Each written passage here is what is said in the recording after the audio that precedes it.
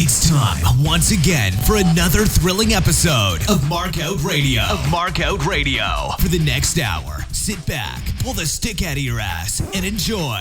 Be warned though, smarks and internet know-it-alls will be offended, annoyed, and generally pissed off at what's about to happen to your ear holes. You've been warned. Now, Markout Radio.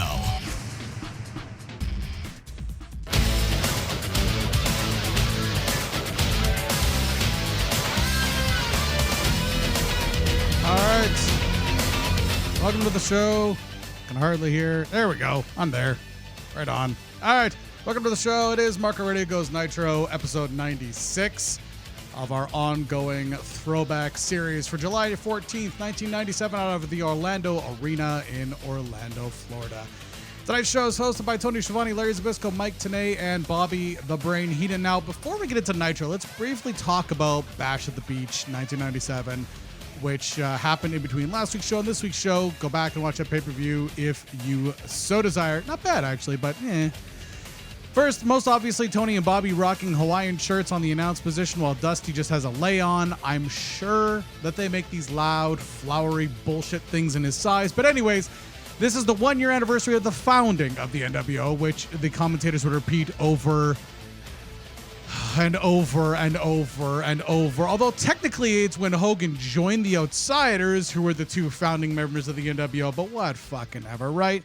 Bash at the Beach 97 drew a crowd of 78,551, with 6,354 actually paying to be there and a gate of 150,870. Now there were 250,000 pay-per-view buys. Seems like an awfully round number, but you know, Eric.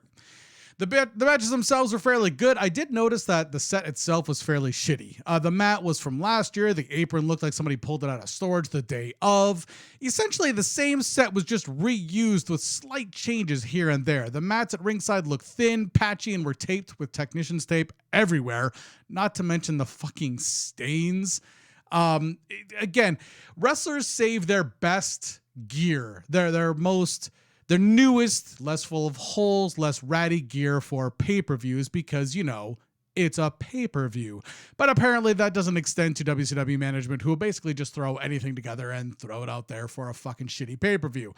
More care is spent on the Nitro set itself than it is on the pay-per-view set, which for our purposes is absolutely fine, right? Because we're just sitting here talking about Nitro. Now, the first match of the night saw Wrath and Mortis go over on Glacier and Ernest the Cat Miller.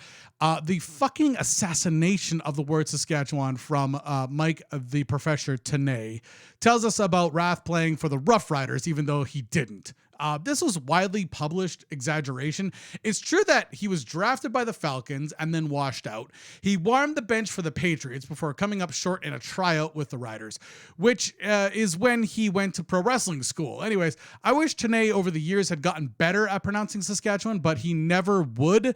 And every time somebody that played football was in the ring, he would fuck up the pronunciation of the province, and I got to assume at this point that it just became a troll. He just slaughters it every time.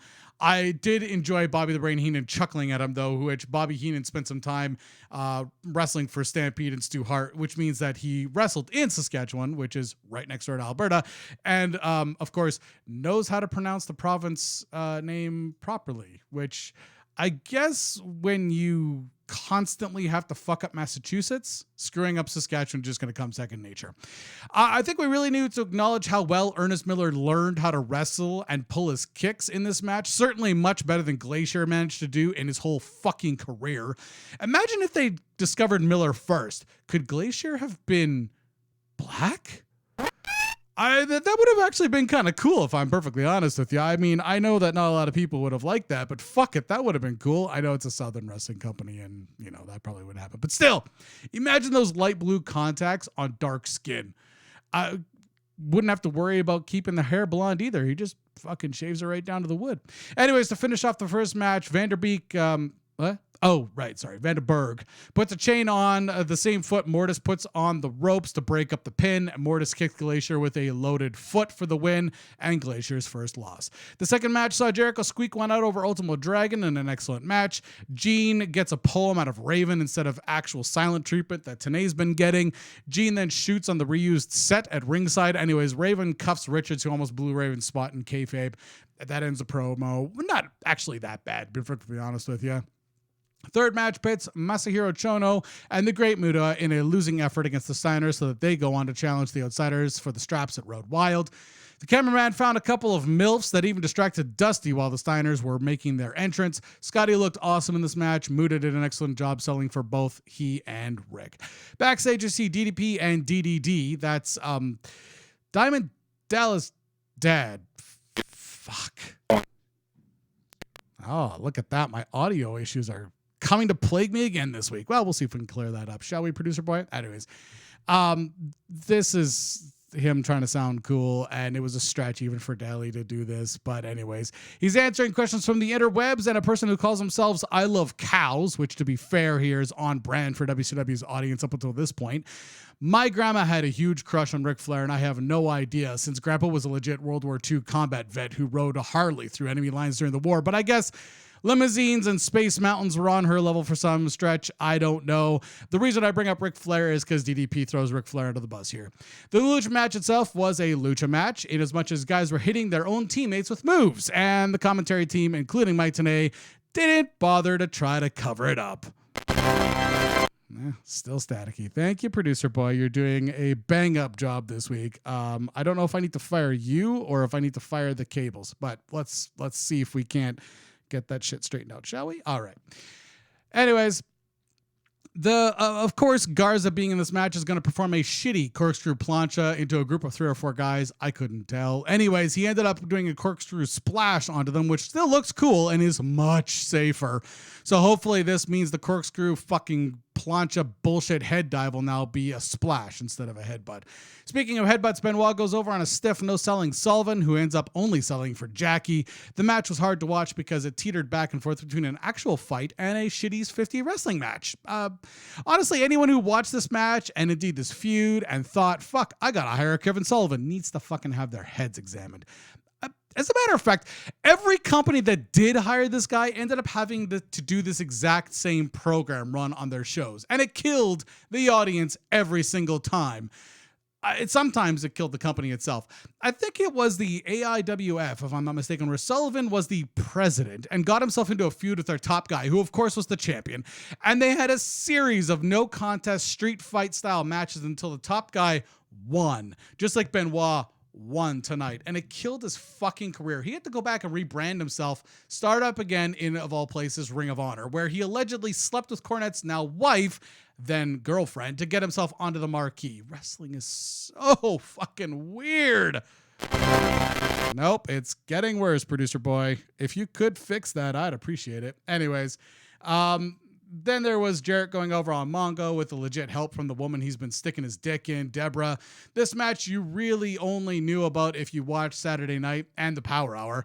It wasn't even a well-kept secret that Mongo and Debra were still married and that Debra had ridden Space Mountain and was currently sleeping with Jarrett, as the fans started chanting various unflattering yet wholly accurate things at Debra.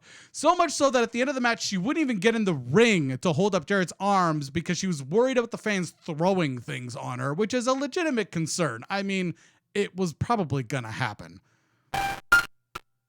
If possible, that's getting even worse. Thank you. As Holland Savage goes over on DDP after Daly was swerved by Hennig, we get quite a few shots of Kim and some MILFs in the crowd and some dude in a stringer shirt on the hard cam who kept pulling down the front of his stringer shirt and flexing while sitting next to his sister, cousin.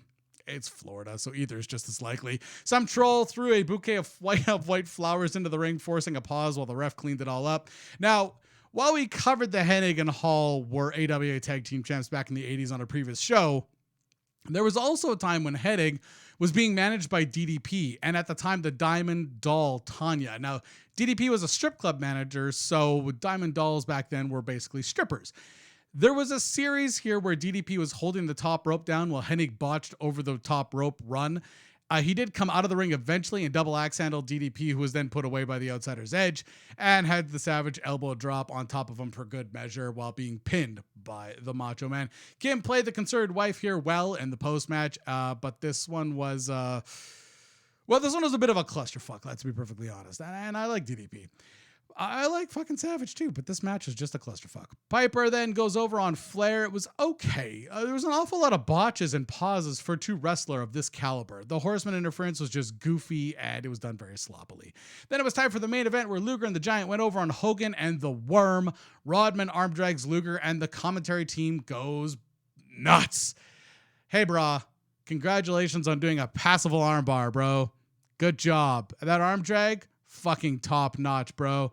Let's just keep putting over that you did an arm drag over and over. And then let's do it tomorrow night on Nitro too, okay? Because that would be fantastic. If anything, Hogan's selling of the arm, I'm just going to get rid of the left channel. It's getting distracting now. So everything's going to be on the right. And I'm sorry about that, but that's just the way that shit's going to go. Let's see if I can make it come out of both here. The producer's fired. Anyways. Aside from selling the fact that Rodman can do an arm drag, he seems somewhat able to also sell an arm drag. So there's a series of arm drags from Luger, Hogan, the Giant. I mean, if anything, Hogan's selling of the arm drag was worse than Rodman's, but still, all things considered, for an attraction wrestler, he did fairly well. I'm just busting his balls a little bit. He got a decent amount of on-purpose heat while he needed to, and to their credit, Giant and Luger made him look like a guy who knew what he was doing in there. A fake Sting comes in, nails the Giant right after Rodman headbutts the ref, then Luger takes over and racks Hogan, who taps out. Then he racks up Rodman and Savage for good measure. Post-match, the NWO just leave, despite having a 3-on-2 advantage here. And there's a load of guys in the back, too. It was just a weird ending to the pay-per-view. Having 4 guys out there did help Rodman look good, though. Now, overall, I would say that this was a fairly mediocre pay-per-view, with the exception of the Steiners match. Everything else was just elongating feuds beyond what's entertaining. Except for the fucking fact that Sullivan's career is finally over. At least that means we won't have to see any more Sullivan-Benoit matches. For the pay-per-view itself, 3 out of 5. Now, let's get into fucking Nitro, shall we? Nope. I can't make it happen, can I? Well, let's see if we can't ruin people's eardrums while making it happen here live on the air. Wow! Where's my glorious soundbite? Where is it? You took it off? Why'd you take it off? Oh, right, yeah, because we get busted by YouTube every time we do it. Fair enough, producer boy, fair enough. All right, now, shut up. This is Nitro's 57th win in a row with a minuscule increase to 3.5 and Raw clawing up to 2.6 from last week's 2.5. There are 10,515 in attendance with 8,398 paying a $135,852 gate. Now, there were 2 dark matches this week. First of all, Joe Gomez versus Jeff Bradley. No idea who Jeff Bradley is. Didn't even bother to look it up, if I'm perfectly honest with you. Why? Well, I'll tell you why. Because the second dark match of the night was Bill Goldberg defeating fucking Hugh Morris. That's right. Bill Goldberg makes his fucking, I guess, live in-ring debut going over on Hugh Morris. Now, for those of you keeping track at home, this is win number 1 in Goldberg's undefeated streak. Now, before the end of 97, I think he hits about 180, which if you can do math in your head, you know that there are not 180 days left in the year. So one's got to assume that there's going to be a little bit of fudging of the numbers. And I mean, far be it from Eric Bischoff to fucking fudge numbers in anything, right? All right. The show itself kicks off with Michael Buffer teasing us with the debut of the Nitro Girls. And now we're back. Now, while it's true that this is essentially the Nitro Girls were cheerleaders, they carved out a bit of a niche for themselves. Every wrestling company tried to copy this gimmick, but none of them could draw in cheerleaders at this skill level. Most of them were maybe cheerleaders in high school or into gymnastics or dance at some point, but had zero concept of short routines and flashy outfits. Now, I'm not trying to make them sound like brain surgeons here. It's still tits and ass being paraded around on WCW's programming for their target demo, of course. Penises. Anyways, your founding members were AC Jazz, who graduated from Jackson State University and had been a cheerleader with the Atlanta Falcons. Now, she handled the Nitro Girls choreography and costume design until she left in 1999 when Eric wouldn't give her a raise in the contract renegotiations. Che, or Shay, depending on who you ask, was a South Korean immigrant who graduated from Armstrong State University, also had been a cheerleader with the Falcons. Are we noticing any trends yet?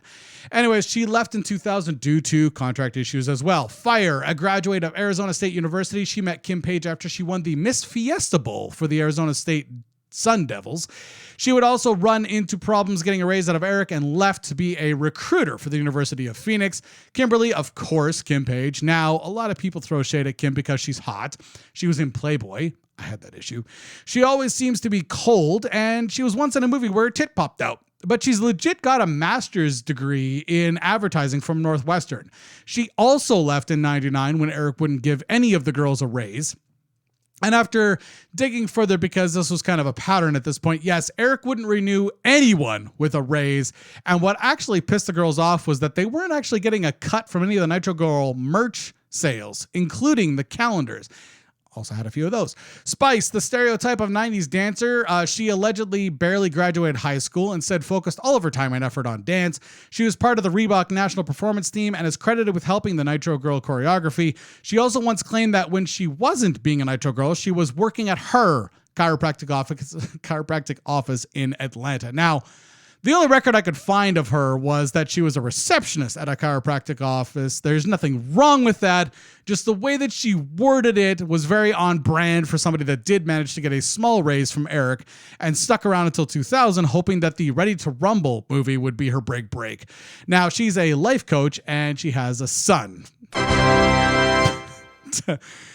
Teo, I can't find any educational info on here, but she was, of course, a Falcons cheerleader. She was also a dance member of the Atlanta Hawks NBA team, and while she only lasted about a year as a Nitro Girl, she's got to be the one with the most hustle. As she started the Teo Reed International Academy of Dance in Riversdale, I wish I was kidding, Georgia, which has since been rebranded as the Teo Reed Performing Arts Center to include more than just dance.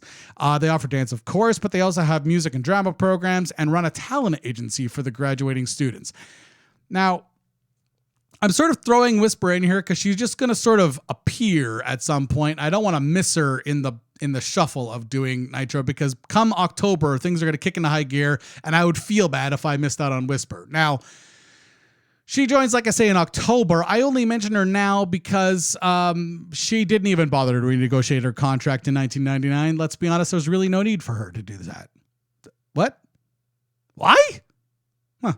Producer boy over here wants to know why Whisper didn't re-up her contract. Well, Rebecca Curry married Michael Hickenbottom.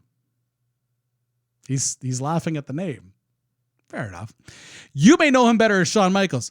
And the light goes on. Yes, this is Shawn Michaels' wife. This is the one that we found out about. I don't say found out about, but the story of how they got together and were spotted in airports together and shit like that became a little bit more on the front page when Shawn Michaels did his, his biographical documentary with the WWE. Anyways, the team members would come and go over the years, and if I remember, I'll go into their history as they debut, but this was your starring cast plus Whisper. Anyways, so Buffer teases us with the Nitro Girls, who I think fans expected to wear less clothing considering what ECW and WWE were doing at the time. No, TNA didn't have to approve their outfits. The difference here was that Eric actually hired professional dancers to create the Nitro Girls, and while they dressed provocatively, they weren't part-time strippers. At the time, I'm not sure who was watching this or really cared, but it looks good for Eric in retrospect. Now, he did do some scummy stuff with the girls. I mean, what? I know. He booked them for a Playboy shoot, but since none of them would get naked, it was booked and shot as the swimsuit edition. But that wasn't for lack of effort on Playboy and whoever the fuck the monkey was that Eric sent along with them, trying their best to get the girls to get naked. No one would do it, including Kim. Anyways, this wouldn't be the last time that he tried to whore them out, but this was just one of the more shocking stories. He literally booked them, told them that it was going to be a bathing suit shot. The girls packed like dozens of bathing suits each, so they didn't have to worry about wardrobe or anything like that on set, which was smart thinking because there probably wasn't any. Maybe some see-through sashes and shit because it is Playboy. I'm not saying that a derogatory term. I'm a fucking fan, or at least I was. Anyways, so what ends up happening here is that Eric does the scummy thing of booking them for a Playboy swimsuit edition. They show up on set thinking, hey, we're shooting a swimsuit edition, and they get pressured for hours of this shoot to take their fucking clothes off, and none of them would fucking do it. So yeah, I mean, he tried to whore them out. He didn't do a lot of scummy things with them, but he did do this. The other scummy thing he did was that there was actually a Nitro Girl calendar and other merch available. Now, I did buy the calendars. They were available up here, so I would get them because, of course, I was a teenage boy and still relatively thinking with a little brain. Anyways, from all reports, the Nitro Girls weren't getting any money from any of the merch sales or any of the swimsuit stuff or any of that shit. That was essentially considered part of their contract. And ironically enough, the Nitro Girls were the only thing that consistently made money at WCW during Eric's tenure as the boss. Now you start using your head. That's that lump that's 3 feet above your ass. Are you crying? Are you crying? Are you crying? There's no crying. There's no crying in baseball. I left the crying thing in there because his last fucking podcast, it looked like he was going to cry at all the criticism he's been getting lately. Anyways, now the final little piece here, naturally people thought back then and still do now that the Nitro Girls were effectively fuck dolls for the wrestlers. Now, while it's true that some of them dated wrestlers, since most of them came from the NFL where that kind of thing was grounds for termination on the women's part, not the man's part, by the way, it was not really that common. Also, since Kim had been around the industry for a while, she and DDP made sure that the girls had their own locker room, and it was nowhere near the men's locker room. Sometimes the girls got ready in an office on a higher floor just to keep the wolves at bay. There are some wrestlers out there who do shoot interviews claiming that they banged the Nitro Girl, with the exception of Dallas with Kim and Sean with Rebecca. This original batch of girls, no one fucked. And the people that claim that they did are full of shit. Now, later casts of Nitro Girls weren't hired from former cheerleading squads. A lot of them were models, strippers, sex workers, and had been in Playboy and Pentos. So eventually, some of those rumors would just start to come true. But for those first couple of years, 97 through 99, there wasn't a whole lot of fucking going on, unless, of course, you want to include Kim and Rebecca, their prospective or current husbands. And that doesn't really count, does it? Anyways. We started the commentary team having audio problems as we kick off the show. Holy shit, we're only in the kickoff of the show. How long have we been on air? Jesus Christ, I'm dragging this shit out this week. Sorry about that. Anyways, we started the commentary team having audio problems. Tony was low, and Tanae and Larry were blasting our ears off. Eventually, they got the audio sorted out as they concluded that the fake sting from last night's Bash at the Beach 97 was actually Kevin Nash. No shit. Oh. Right. Anyways, Alex Wright versus Prince Iaukea ended up in a no contest with your first match of the night. Listen, I would have rated this match, except that it wasn't essentially a match. The Wonder Twink makes his cheap heat entrance. We get a pre-recorded promo of him, Wright putting himself over, which was fairly cheesy. Larry buries him as claiming that he should have been part of the Nitro Girls cast. Not sure he can dance that well.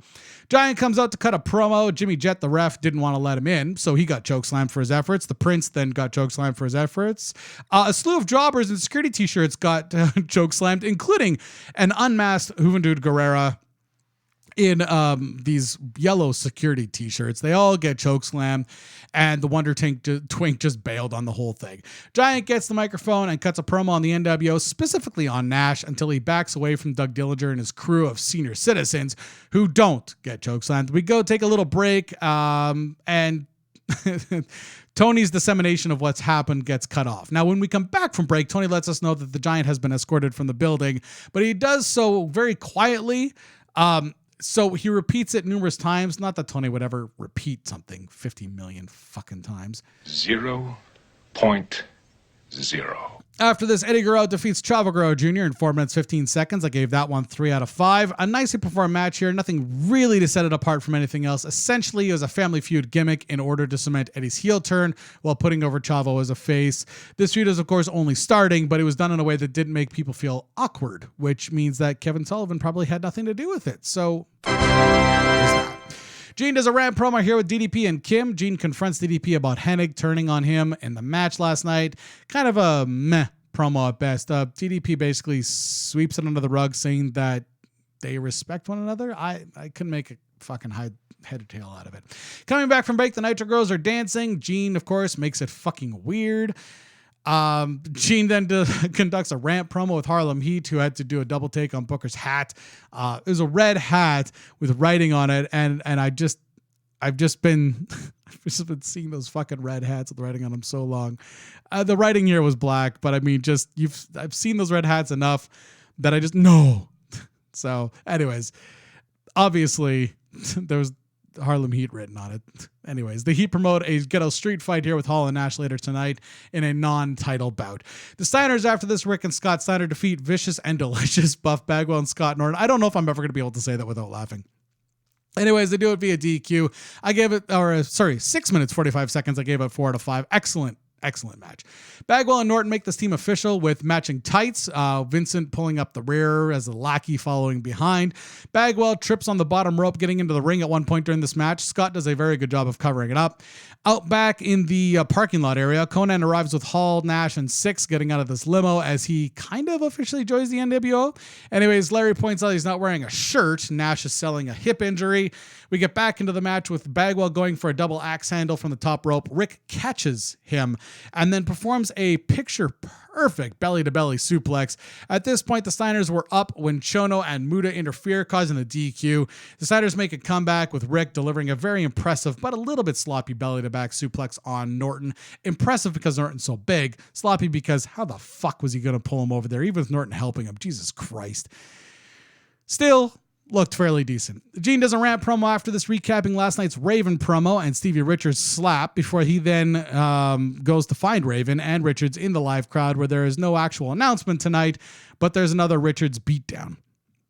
After this, Chris Benoit defeats Mike Enos in 3 minutes, 47 seconds. I give it that 3.5 out of 5. As Benoit makes his way down the ring, we get a pre-recorded Sullivan burial from him before we get into the Enos match itself. Now, Enos is not as fat as the last time we saw him, but he has been hitting the tanning bed. It might have been better for him to hit more time on the iron, or at least invest in high-waisted chops. He is on gear, though. His back looks like a 3D roadmap. Enos in this match delivers a middle rope over the head toss that launches Benoit clear across the fucking ring. Fairly impressive stuff. Benoit puts him away in a quick duck under the lariat into an arm drag into the crossface finisher. Then we get a Castro GTX slow-mo recap of the tap-out finish here and the 4-finger salute to the camera afterwards.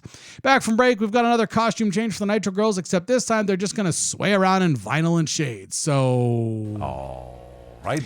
Parka versus Super Calo ended, and now I'm saying it like Tanae. God damn it. Super Calo, fuck you, Tanae, ended in a no contest in 49 seconds. I am not rating this match either because it was not a goddamn match. It was just a spot for DDP and Macho to fight a little bit.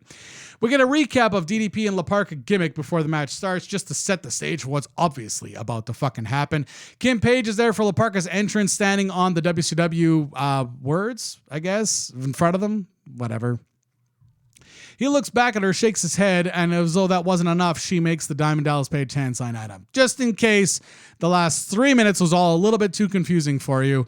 To be fair, though, this is Florida, so maybe explaining it 14 times is a necessity? Oof.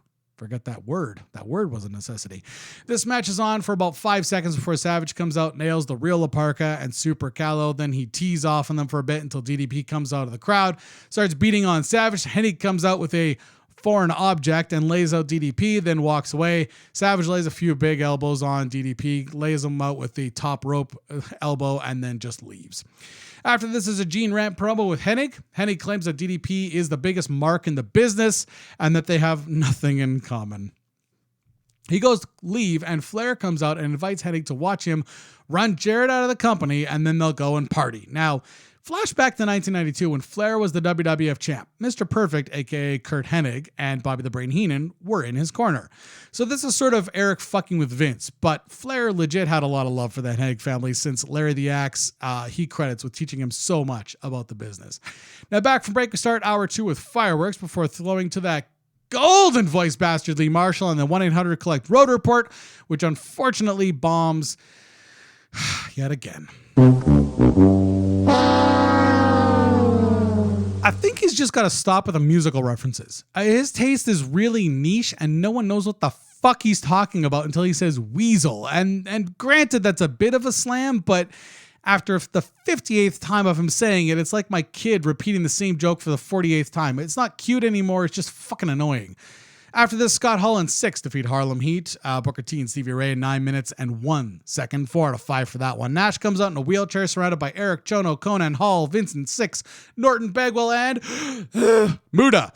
Eric gets his hands on a microphone and tells us that Nash is hurt. Well, obviously he wasn't. But where was he for the last couple of weeks? Well, he had a guest spot on Sabrina the Teenage Witch where he played the Giant on an episode called The Crucible. Anyways, Nash gets the stick, announces that Conan is the newest member of the NWO. Conan opens up his Cholo shirt so that we can all see that. Nash is wheeled down to the ring by Hall and Syxx while the commentary team argues about who Fake Sting was last night, and cleverly they tried to sell views of Bash at the Beach replay coming up tomorrow night, again on pay-per-view. Back from the break, Harlem Heat make their way down to the ring while we throw back to when they beat down Vincent. The match itself was good, despite some notable botches. Most obvious, of course, was the people point out that the ghost kick from Booker to Hall, and some think it was due to Hall being intoxicated. However, earlier in the night, Hall is seen with a water bottle, and granted, the water bottle and vodka thing is a fucking known thing, but he was actually on the wagon and he had his shit together. Unfortunately, he would relapse in December close to Christmas after his wife and he got into an argument about him being on the road over Christmas again. But right now, he's clean and sober. So it was just a botch. I understand it's Hall. I'm not going to fault people for thinking that it was, him being drunk or whatever. It sucks that is the go-to. But in this case, he was sober. It was just a botch. All right. Where's my the more you know thing? Fucking left channel goes out, of course. Anyways, Lash jumps up like lightning out of the wheelchair onto the ring apron, delivers a lariat to the back of Booker's neck, leading to the outsider edge from Hall and the finish. He then sells his injury, getting back down into the wheelchair, which was funny as hell at the time and still funny watching it back. Back from break, the Nitro Girls perform a hip-hop number. Then that's followed by Masahiro, Chono, and the Great Muta defeating Public Enemy, Johnny Grunge, and Flyboy Rocco Rock in 6 minutes, 51 seconds. Now, this was actually a very good match. 3.5 out of 5. Now, arguably one of the best parts of my job is reading shit that people write online about these shows. And this one stuck out this week as someone quipped that Public Enemy spray painted their tables. And this was the first time that it happened due to some unworked tables being used at ringside in the past. Now, I do love this part of my job because part of it's just me being a dick, but also part of it's just, educating people that know something about the business, but not everything about the business. Now, number one, there are no unworked tables under the ring. If there's a commentary team and a timekeeper at the show you go to, those tables aren't worked. If there are tables under the ring, they're always worked. Why? Just in case. Number two, Public Enemy spray paint is usually on the underside of the table to hide it. This is not the first time someone's fucked that up and painted PE on the top of a table. It's just more obvious because it was white and the camera was on it for a long time. Number three, Public Enemy never used unworked tables on purpose. They did pull tables out of storage areas at some bingo halls during their career that happened to not be worked because, you guessed it, they ran out of tables underneath the ring. Number four, the reason wrestlers use worked tables is that the legs are the weak part. And depending on the brand of table, the top of the table with the reinforcement can take anywhere from 300 to 500 pounds of weight. But the individual legs buckle around 200 pounds. So if you drop a guy in the middle, that's around 400 pounds that it can take. And the legs sometimes buckle, sometimes don't. That's why you see the tables not break, but you see the legs buckle and then people say you fucked up. Not really, but okay. When two guys land on it, that's about 500 plus pounds. The legs absolutely buckle and it looks like shit. However, if sometimes you're lucky, the table will break too, even if it's not worked. But it hurts like a son of a bitch.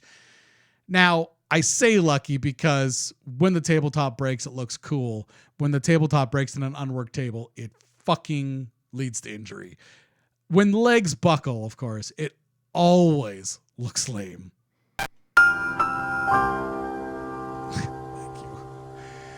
Back to the match here, though, where Tony tells us that Nitro will be on Tuesday next week. Why? Well, TNA was airing The Wind and the Lion, a 1975 epic film starring Sean Connery and Candice Bergen.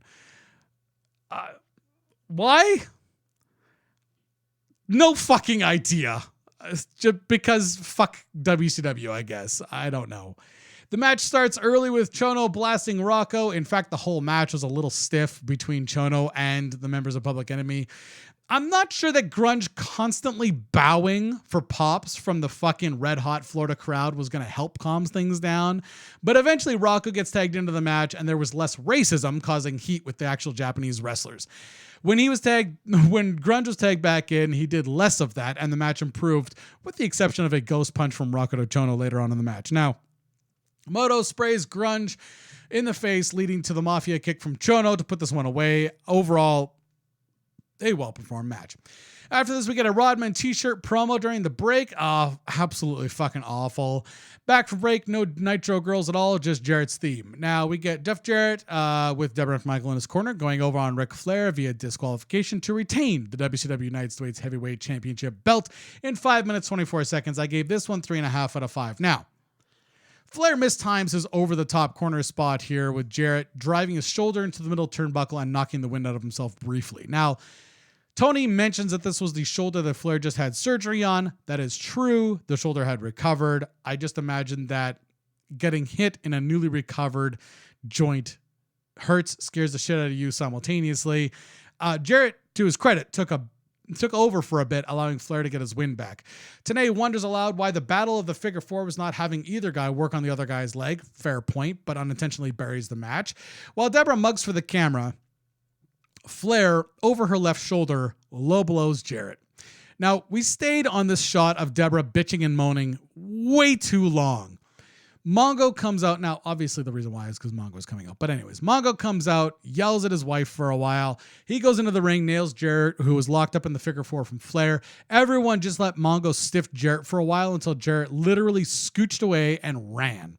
There was a point where Mongo was actually screaming inarticulately. Now, this was a little bit uncomfortable to watch.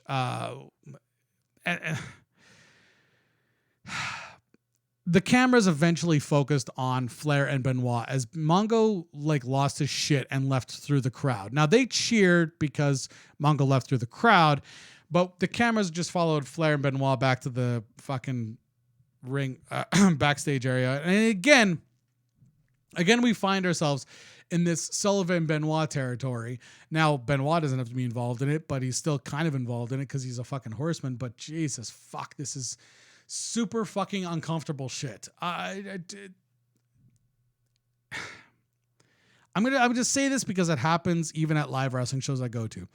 When a husband who's a wrestler and a wife who's not are having heat legitimately backstage, and you bring that out and put it in front of the crowd, it just makes everyone fucking uncomfortable because no one's buying that this is a work anymore. It's a fucking shoot and everyone knows that it's a shoot and no one is convinced at all that this is a work. And it's fucking awkward. Like you can tell just by how I'm talking about it. It's fucking awkward. It's awkward as shit.